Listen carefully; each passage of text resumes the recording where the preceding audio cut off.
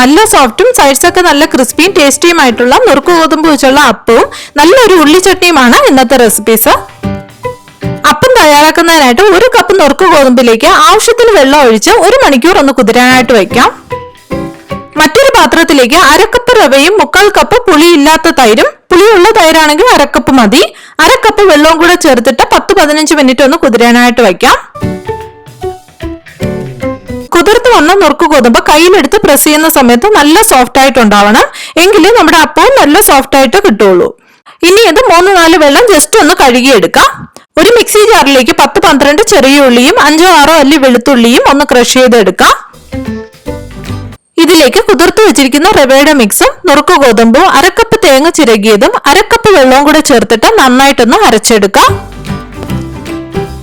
ഈ ഒരു കൺസിസ്റ്റൻസിയിൽ വേണം മാവ് ഇരിക്കേണ്ടത്. അധികം ലൂസും അല്ല, എന്നാൽ അധികം കട്ടിയും അല്ലാത്ത ഈ ഒരു പാകത്തില് അപ്പത്തിന്റെ മാവിന്റെ അതേ കൺസിസ്റ്റൻസി തന്നെയാണ് വേണ്ടത്.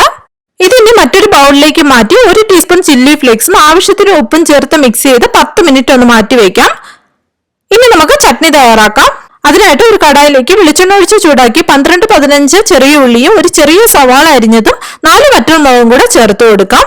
നിങ്ങൾക്ക് വേണമെങ്കിൽ 7-8 വറ്റൽമുളക് ചേർത്ത് കൊടുക്കാം. ഞാൻ ഇവിടെ ഒരു കളർ കിട്ടുന്നതിനായിട്ട് കുറച്ച് മുളക് പൊടി ലാസ്റ്റിൽ ചേർത്ത് കൊടുക്കുന്നുണ്ട്.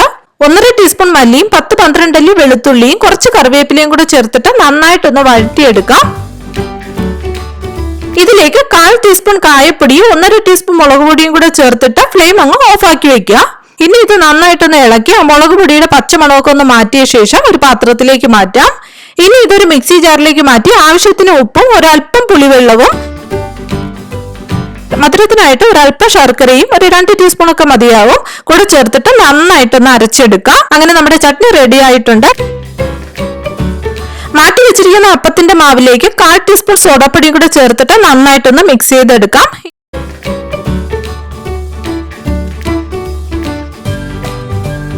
ഇനി ഒരു അപ്പച്ചട്ടി വെച്ച് ചൂടാക്കി എണ്ണ തടവി കുറച്ച് മാവ് ഒഴിച്ചിട്ട് ഒന്ന് ചുറ്റിച്ച് അടച്ചു വെക്കാം. 1 മിനിറ്റ് മീഡിയത്തിൽ തന്നെ ഒരു ഹൈ ഫ്ലെയിമിൽ വെച്ചിട്ട് ഫ്ലെയിം ഏറ്റവും സിമ്മിലാക്കി വെക്കുക.